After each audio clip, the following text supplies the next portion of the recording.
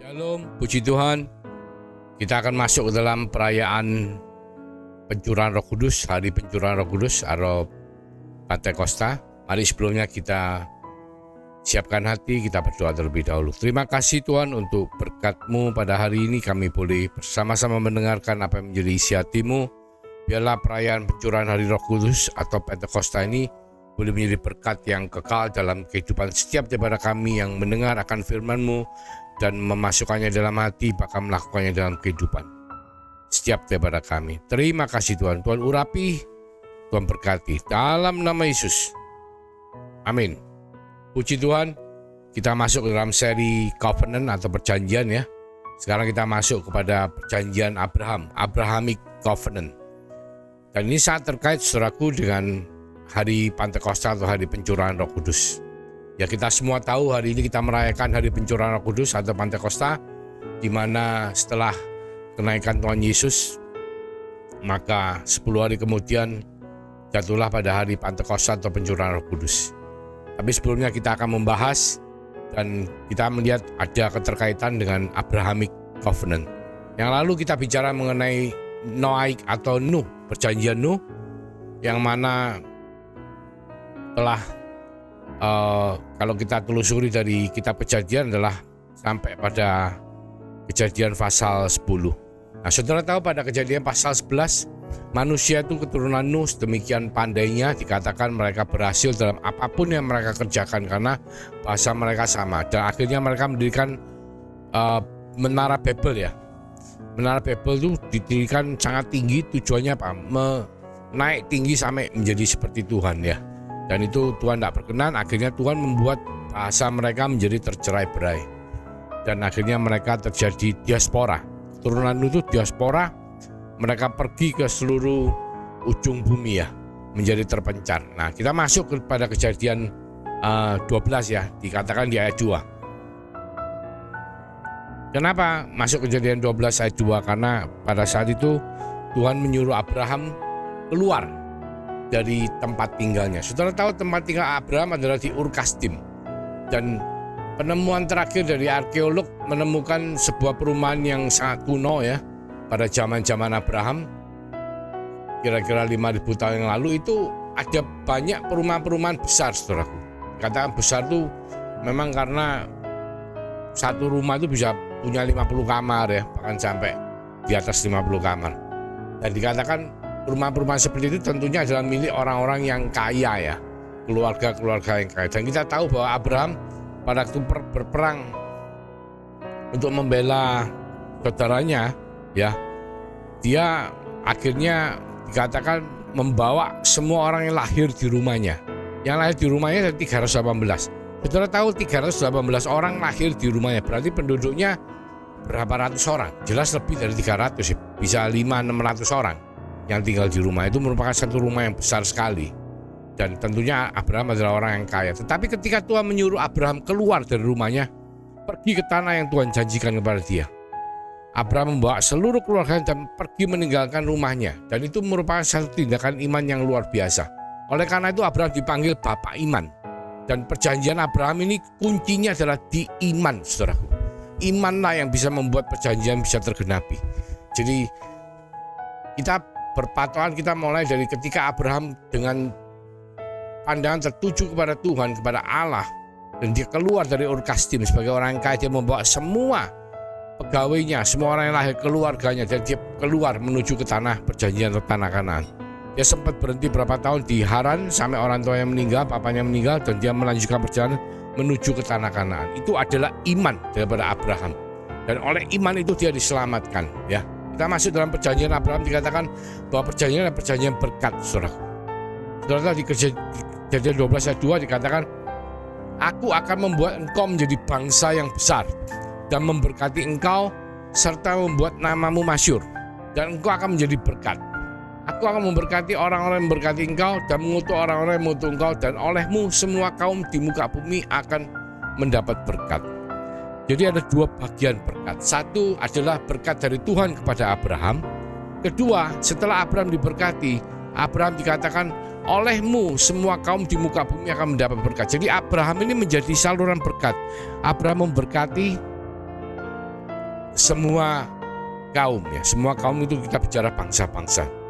Nah, ini ada dua macam berkat yang kita akan pelajari ya. Pertama adalah top line ya, Tuhan memberkati. Jadi perjanjian Abraham atau Abrahamic Covenant ini mengatakan ada berkat Tuhan turun atas Abraham. Dan dikatakan setelah Abraham diberkati, Abraham dan keturunannya ya. Setelah Abraham diberkati, maka Abraham akan menjadi berkat ya.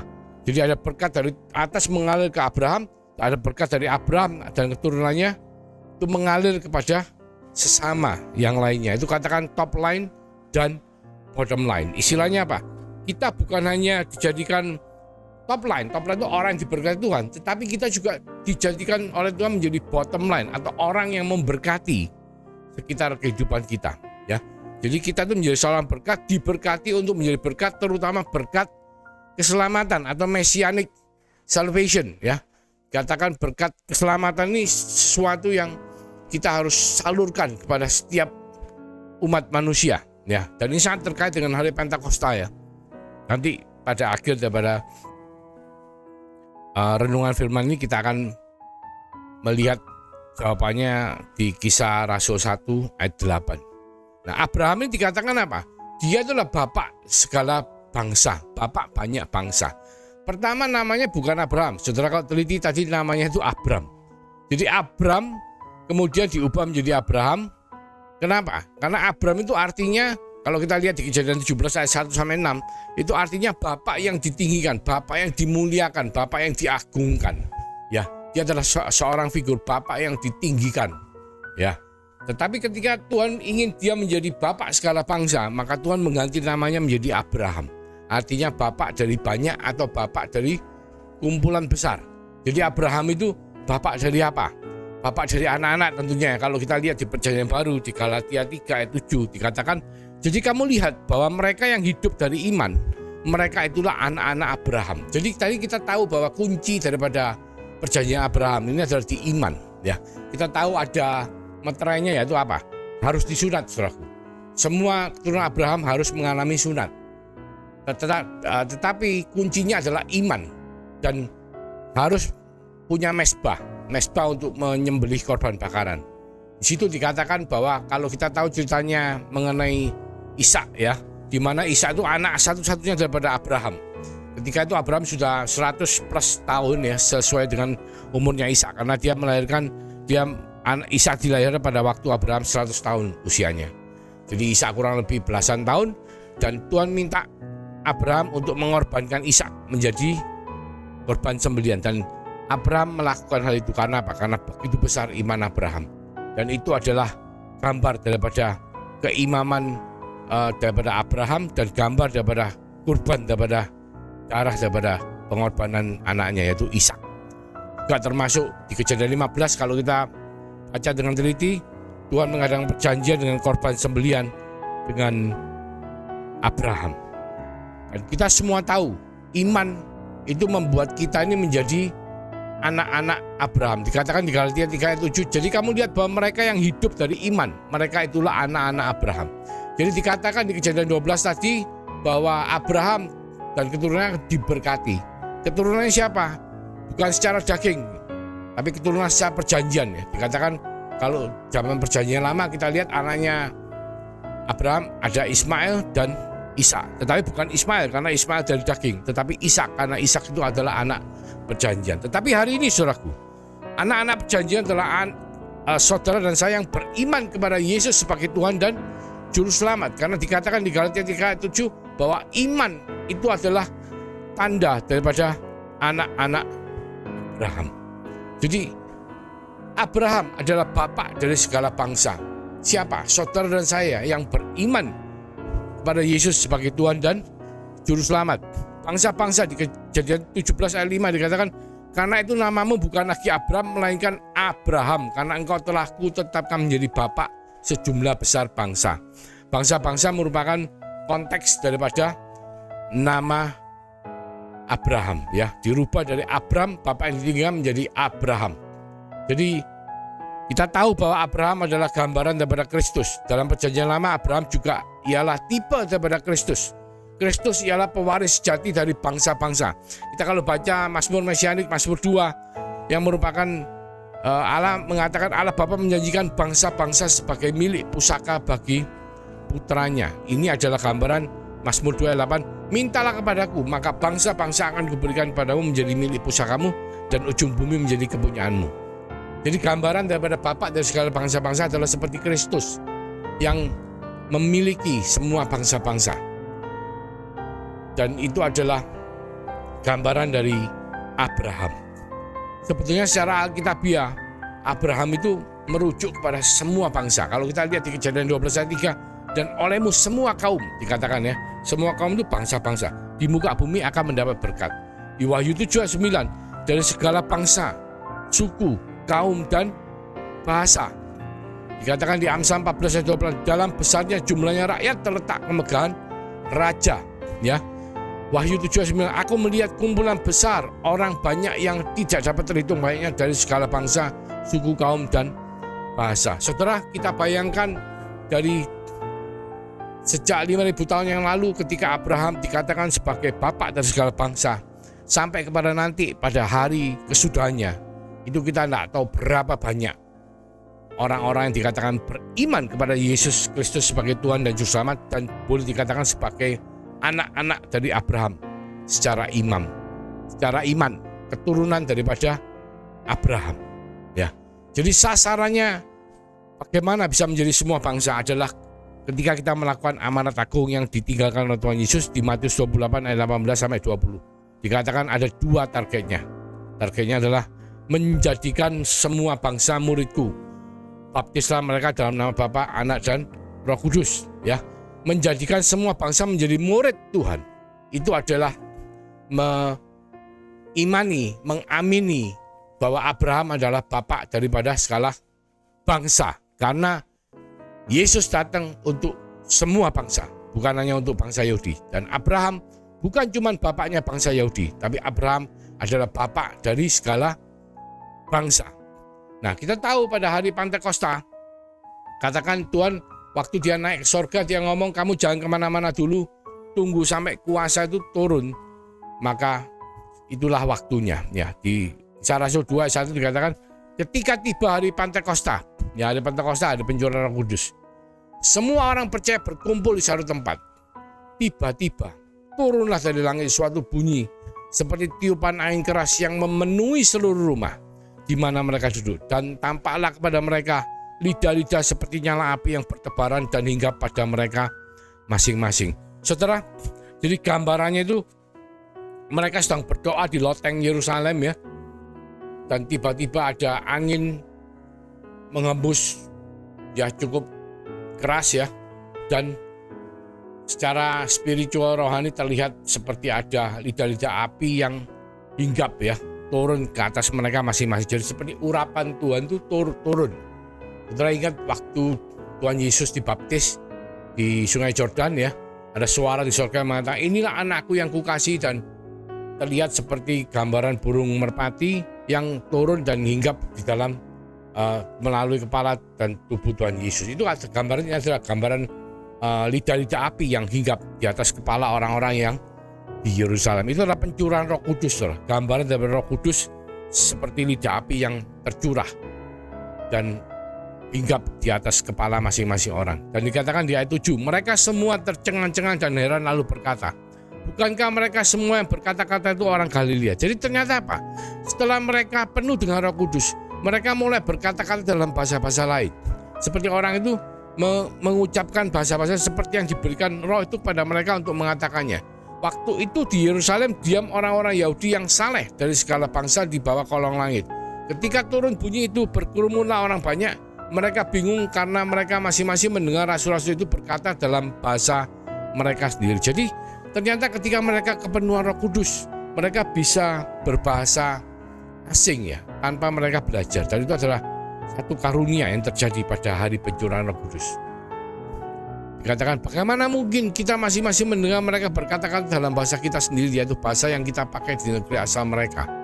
Kita orang Partia, Media, Elam, penduduk Mesopotamia, Yudea, Kapadokia, Pontus dan Asia, Frigia, Pamfilia, Mesir dan daerah-daerah Libya yang berdekatan dengan Kirene, pendatang-pendatang dari Roma.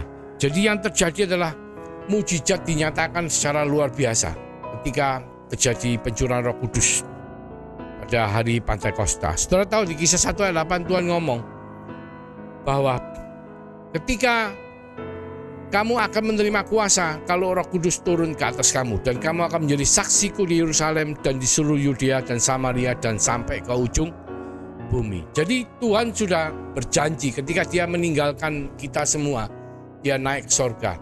Dia ngomong dia tetap akan menyertai kita, tapi dia akan mengirim penolong yang lain. Dan penolong itu dikatakan adalah Parakletos atau Roh Kudus. Dan itu akan dimeteraikan dalam hati setiap daripada kita yang percaya kepada Yesus Kristus sebagai Tuhan dan Juru Selamat. Jadi kalau pada perjanjian Abraham atau Abrahamic Covenant itu meterainya adalah sunat, saudaraku, di perjanjian lama. Tapi hari ini meterainya adalah Roh Kudus yang dimeteraikan di dalam hati setiap daripada kita yang beriman kepada Yesus Kristus sebagai Tuhan dan Juru Selamat. Jadi setiap perjanjian itu pasti ada meterainya.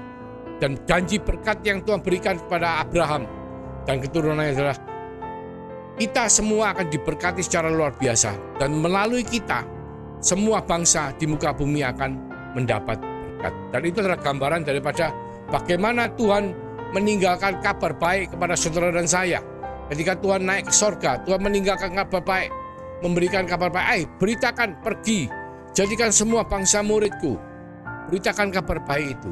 Dan Tuhan menggenapinya dengan mengatakan, kamu akan menerima kuasa kalau Roh Kudus turun ke atas kamu, dan kamu akan menjadi saksiku di Yerusalem dan seluruh Yudea dan Samaria dan sampai ke ujung bumi.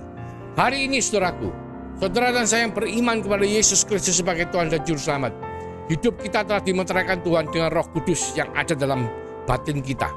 Yang dikatakan kalau Abraham mengalami sunat secara jasmani, tapi kita mengalami sunat secara hati karena Roh Kudus telah hidup memimpin, menyertai kita, memimpin kita dalam semua kebenaran, akan menginsyafkan orang akan dosa, menghakimi dunia.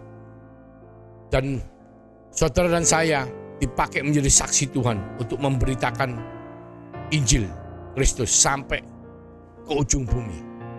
Dan itu adalah makna daripada hari Pentakosta, di mana saudara dan saya telah memiliki kuasa itu dalam hidup kita, menyertai kita untuk selama-lamanya, menolong kita, menghibur kita, memimpin kita dalam seluruh kebenaran, dan akan membuat kita menjadi saksi dengan kuasa yang daripada Tuhan untuk memberitakan Injil, untuk memenangkan jiwa-jiwa.